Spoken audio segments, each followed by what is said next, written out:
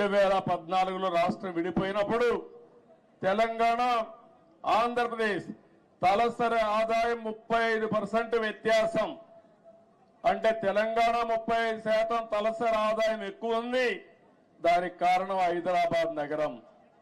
అయితే నేను బాగా కష్టపడి 2019 నుంచి 24 వరకు కష్టపడితే 14 నుంచి 19 వరకు కష్టపడితే ఆ వ్యత్యాసాన్ని 27.5%కి తగ్గించాను. అంటే 35 నుంచి 27.5 అంటే 7.5%కి తగ్గింది. మళ్ళా ఒక ప్రభుత్వం వచ్చింది, విధ్వంస ప్రభుత్వం వచ్చింది. 5 ఏళ్లు ఇష్టానుసారంగా చేశారు. ఈ రోజు ఎంతవరకు పోయిందంటే 44% పెరిగిపోయింది. అంటే మీరందరూ గుర్తుపెట్టుకోవాలి, కుండా వాళ్ళందరూ కూడా విభజన వల్ల జరిగిన నష్టం కంటే పాలన వల్ల 5 సంవత్సరాలు అక్కడ నష్టం జరిగే పరిస్థితి వచ్చింది. అదే ఈసారి రాకపోయింటే తెలంగాణకు ఆంధ్ర రాష్ట్రానికి 100% వ్యత్యాసం వచ్చేసేది. కానీ ఒకటే నేను కోరుకుంటున్నా, తెలంగాణ ఒక స్థాయికి వచ్చింది. దేశంలోనే మీరు ఒక్కసారి ఆలోచిస్తే హైయెస్ట్ పర్ క్యాపిటల్ ఇన్కమ్ ఉండే రాష్ట్రం తెలంగాణ రాష్ట్రం. పెద్ద రాష్ట్రాల్లో 3,08,732 రూపాయలు తలసరి ఆదాయం గుజరాత్ కంటే ఎక్కువైంది, మహారాష్ట్ర కంటే ఎక్కువైంది, కర్ణాటక కంటే ఎక్కువయ్యే పరిస్థితి వచ్చింది. ఇప్పుడు ఆంధ్రప్రదేశ్ చూస్తే 2,19,518. ఏదైతే ఈరోజు నేను ఒకటే ఆశిస్తున్నాను, తెలంగాణ ఒక మంచి బేస్ వచ్చింది. దీన్ని నెక్స్ట్ లెవెల్కు తీసుకుపోవడానికి ఇక్కడ పాలకులకు అవకాశం ఉంది. ఆంధ్రప్రదేశ్ ఇబ్బందుల్లో ఉంది. కానీ నేను ఒకటే చెప్పాను, ఇబ్బందులు అధిగమించి మళ్ళీ ఆంధ్రప్రదేశ్ ను కూడా గట్టెక్కించే బాధ్యత, అభివృద్ధి చేసే బాధ్యత నేను తీసుకుంటానని చెప్పి కూడా నేను మీకు తెలియజేస్తున్నా. నా ఆలోచన ఒకటే, ఒక్క విషయం మీరందరూ గుర్తుపెట్టుకోవాలి. నేను పదే పదే చెప్తున్నాను, కొంతమందికి నమ్మకాలు ఉండవు. నేను ఎప్పుడో తయారు చేశాను విజన్ 2020 అని. కొంతమంది అన్నారు ఇది ఎక్కడ విజన్, ఇది 420 అని కూడా మాట్లాడారు. కొంతమంది కంప్యూటర్, నేను సెల్ ఫోన్స్ గురించి మాట్లాడితే సెల్ ఫోన్ తిండి పెడుతుందని కూడా మాట్లాడారు. ఇక్కడే నేను హైదరాబాద్ లో ఖైరతాబాద్ రోడ్లన్నీ వెడల్పు చేశాను. వెడల్పు చేస్తే చేయకూడదని అడ్డం పడ్డారు. ప్రజలు ఒప్పుకున్నా, నాయకులు ఒప్పుకోలేదు ఆ రోజుల్లో. కానీ అవన్నీ నేను పట్టించుకోలేదు, ముందుకెళ్ళాం. ఈరోజు మళ్ళా మీ అందరికీ ఒకటే చెప్తున్నాను, 2047కి భారతదేశం ప్రపంచంలోనే నెంబర్ 1 గా గాని ఉంటుంది. వికసిత్ భారత్.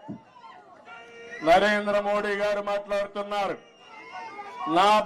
నేను ఆలోచించేది, ఈ వికసిత్ భారత్ లో నెంబర్ 1 కమ్యూనిటీ ఏదంటే తెలంగాణ ఆంధ్ర రాష్ట్రంలో ఉండే తెలుగు జాతి ఉండాలి. ప్రపంచంలో భారతీయులు నెంబర్ 1 గా ఉంటారు.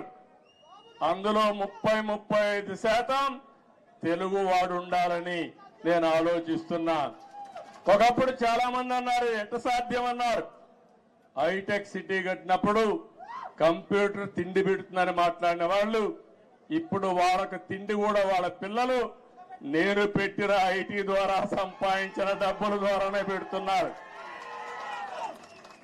అందుకని ఈరోజు నేను మిమ్మల్ని కోరేది, నిన్నే మీరు చూశారు, నేను ఎప్పుడు కూడా తెలుగు వారిని ఒక గ్లోబల్ సిటిజన్స్ గా తయారు చేయాలనుకున్నాను.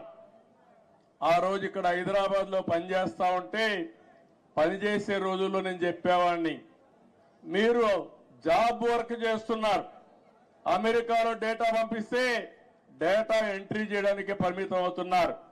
ఒక్కొక్కసారి అమెరికాలో వేరే దేశాల్లో ఇంగ్లీష్ మాట్లాడే విధానం మన వాళ్ళకి అర్థమయ్యేది కాదు, మన వాళ్ళు ఇంగ్లీష్ చెప్తే వాళ్ళకి అర్థమయ్యేది కాదు. అప్పుడే బ్రిటన్ నుంచి లెక్చరర్స్ తీసుకొచ్చి ప్రత్యేకమైన ట్రైనింగ్ ఇప్పించి ప్రొనౌన్సియేషన్ ఇవన్నీ నేర్పించారంటే అది నాకున్న పట్టుదల ఆ రోజుట్లోనే. అక్కడి నుంచి ఒక మాట చెప్పాను, మీరు ఉద్యోగం చేస్తున్న ఇప్పుడు జాబ్ వర్క్ చేస్తున్నారు, అది కాదు ప్రోడక్ట్లు తయారు చేయాలి, ఐటీలు ఆ రోజు చెప్పాను. అప్పుడు ఆ ఆలోచన కొద్దిగా వచ్చారు. ఇంకో పక్క నేను ఒక మాట చెప్పాను, మీరు ఉద్యోగాలు చేయడం కాదు, మీరు ఉద్యోగాలు ఇచ్చే పరిస్థితి రావాలని చెప్పాను. ఈరోజు తెలుగు జాతి ఉద్యోగ కల్పన, ఉద్యోగాలు ఇచ్చే పరిస్థితి ఉంది. ఇక్కడే కాదు, ప్రపంచం మొత్తం కూడా కంపెనీలు పెట్టి ఉద్యోగాలు ఇస్తున్నారు. అందుకని ఆ రోజు నేను చెప్పింది గ్లోబల్ సిటిజన్స్ గా ఉండాలని చెప్పాను. ఈ రోజు చెప్తున్నాను, తెలుగు జాతి గ్లోబల్ లీడర్స్ గా ఉండాలి. అన్ని రంగాల్లో మీరు నెంబర్ 1 గా ఉండాలి. కార్పొరేట్ గవర్నెన్స్ లో అదే మరిగా పబ్లిక్ గవర్నెన్స్ లో కూడా నెంబర్ 1 గా ఉండాలి. నిన్న మీరు చూశారు, మొన్నటి వరకు బ్రిటన్ పరిపాలించినటువంటి వ్యక్తి మన దేశీయుడే, సునాయక్ ఉన్నాడు. ఆయన ఇప్పుడు ఆయన ఓడిపోయాడు ఆ పార్టీలో. కానీ 25 మంది పార్లమెంట్ మెంబర్లు భారతీయ సంతతి అంటే ఇండియన్స్ అయ్యారంటే అది ఇండియన్స్ యొక్క శక్తి, సామర్థ్యం అని మీ అందరికీ విజ్ఞప్తి చేస్తున్నా. ఇలాంటివన్నీ జరుగుతుంటే నా ఆలోచన ఒకటే, మనమందరికీ తెలివితేటలున్నాయి. ప్రపంచంలో అందరికంటే కూడా ఆమోదయోగ్యమైన వ్యక్తులు భారతీయులు. అందులో అగ్రస్థానంలో ఉండే వ్యక్తులు తెలుగు జాతి. ఇది మనం అందరం కూడా, అందుకే నేను చెప్తున్నా, సేవ ఒకప్పుడు 75 సంవత్సరాలకు ముందు బ్రిటిష్ వాళ్ళు వచ్చి మనల బారి పరిపాలించారు. వాణిజ్య కార్యక్రమాలకు వచ్చారు, వ్యాపార నిమిత్తం వచ్చారు, తర్వాత పాలకులుగా మారారు. మనకు అలాంటి ఆలోచనలు లేవు. కానీ ప్రపంచానికి సేవ చేసే అవకాశం భారతీయులకు ఉంది. సర్వీస్ ద్వారా, కంపెనీల్లో పనిచేసే ద్వారా, లేకపోతే రాజకీయాల్లో కూడా ప్రజలకు సేవ చేసే అవకాశం మన వాళ్ళకు ఉంది. దానికి కారణం ఎక్కువ యంగ్స్టర్స్ ఉన్నారు, టెక్నాలజీ బాగా నేర్చుకున్నారు, మంచి నాయకత్వాన్ని ఇస్తున్నారు. ఇవన్నీ కూడా ప్రోత్సహించి 2047కి ప్రపంచంలో 30% అగ్రస్థానంలో తెలుగు జాతి ఉండాలి. దానికోసం నేను పనిచేస్తా. నాకు తెలంగాణ అని, ఆంధ్ర అని కాదు, తెలుగు వారి అభివృద్ధి కోసం నిరంతరం పనిచేస్తారని మరొక్కసారి మీ అందరికీ తెలియజేస్తున్నా. నాకు ఈ జాతి అన్ని ఇచ్చింది. ఏ నాయకుడికి ఇవ్వని గౌరవం నాకు ఇచ్చింది. 9.5 సంవత్సరాలు ముఖ్యమంత్రి. ఈ యొక్క స్వాతంత్రం వచ్చిన తర్వాత, రాష్ట్రం ఏర్పడిన తర్వాత సమైక్య ఆంధ్రప్రదేశ్ లో కూడా 9.5 సంవత్సరాలు ఎవరూ లేరు. 10 సంవత్సరాల అపోజిషన్ లీడర్ని. నా రికార్డు ఇంకెవరూ బ్రేక్ చేయడానికి కూడా అవకాశం లేదు. ఇది 2 రాష్ట్రాలుగా విడిపోయింది కాబట్టి.